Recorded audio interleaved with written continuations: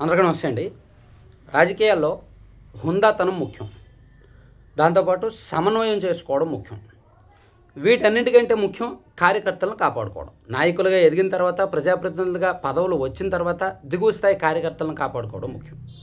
వీటిల్లో ఏది మిస్ అయినా సరే వాళ్ళు ఆ ప్రజాప్రతినిధిగా లేదా ఆ నాయకుడిగా అనర్హులే.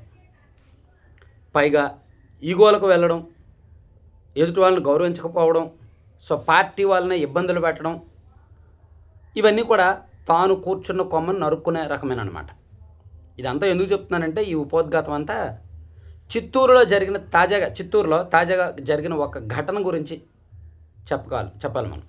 అక్కడ మొన్న మంగళవారం అనుకుంటా చిత్తూరు కమిషనరేట్ కార్యాలయంలో ఒక మీటింగ్ జరుగుతుంది. అలా మీటింగ్ జరిగే క్రమంలో అక్కడ పనిచేస్తున్న ఒక ఆర్పి రిసోర్స్ పర్సన్ అని ఉంటారు కదా వెలుగులో.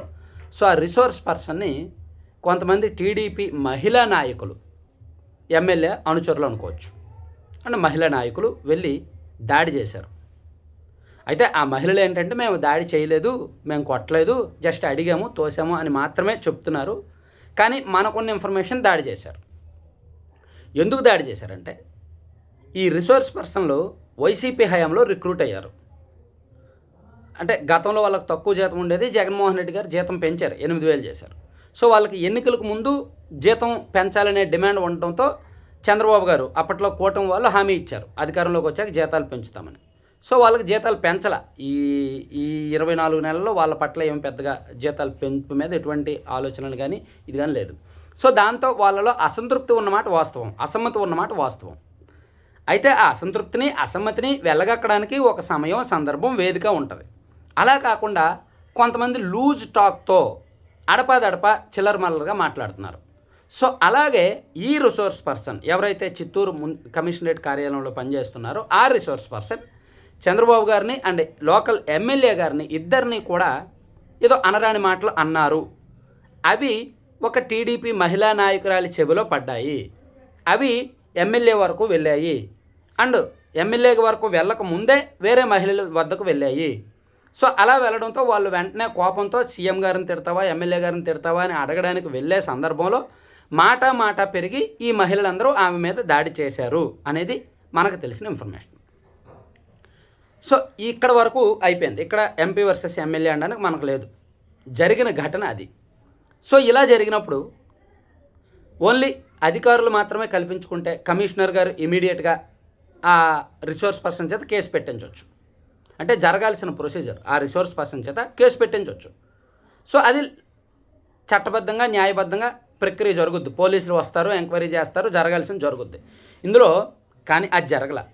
3 రోజుల తర్వాత ఎంపీ గారు నేరుగా, చిత్తూరు ఎంపీ దగ్గుమల్లి ప్రసాదరావు గారు నేరుగా కల్పించుకొని జిల్లా కలెక్టర్ గారికి ఫోన్ చేసి, ఎస్పీ గారికి ఫోన్ చేసి, కమిషనర్ గారికి ఫోన్ చేసి రిసోర్స్ పర్సన్ మీద దాడి జరిగితే ఎందుకు మీరు చర్యలు తీసుకోలేదు అని చెప్పి అందరినీ అడగడంతో నేరుగా చిత్తూరు నగర కమిషనరే వెళ్ళి పోలీసులకు ఫిర్యాదు చేశారు. ఇక్కడ దాడికి గురైన మహిళ ఫిర్యాదు చేయాల, ఆర్పీ ఫిర్యాదు చేయాల, కమిషనర్ వెళ్ళి ఫిర్యాదు చేయడంతో 12 మంది మహిళా కార్యకర్తల మీద అట్రాసిటీ కేసు నమోదైంది. ఆమె ఒక Christian resource person and atrocity case నమోదైంది. అక్కడ ఏమైనా కులం పరంగా ఏమైనా వాదన జరిగిందా? కులం పరంగా ఏమైనా తిట్టారా? ఇక్కడ అట్రాసిటీ కేసు అనేది ఏంటి?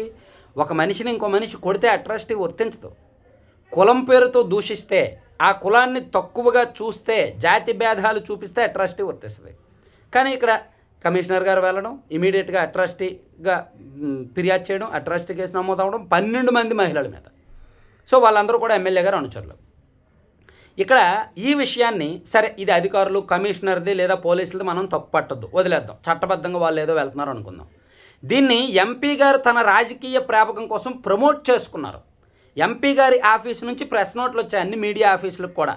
అంటే ఎంపీ గారే డైరెక్ట్గా చేయించారు, అధికారులతో మాట్లాడి ఈ 12 మంది మీద కేసు పెట్టించారు.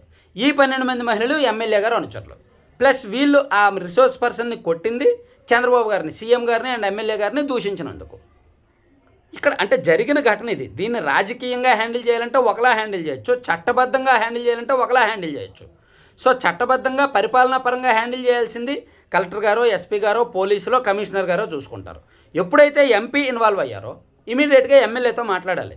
ఏమంటే ఎమ్మెల్యే గారు ఇదిగో ఇలా 12 మంది వెళ్ళారంట, దాడి చేశారంట, ఇది పార్టీకి కూడా నష్టమే కదా, అలా దాడి చేయకూడదు కదా, సో ఒకసారి మాట్లాడండి, లేదా 12 మందిని తన ఆఫీసుకి పిలిపించుకొని మాట్లాడాలి, లేదా ఆర్పీ చేత కేసు పెట్టించాలి.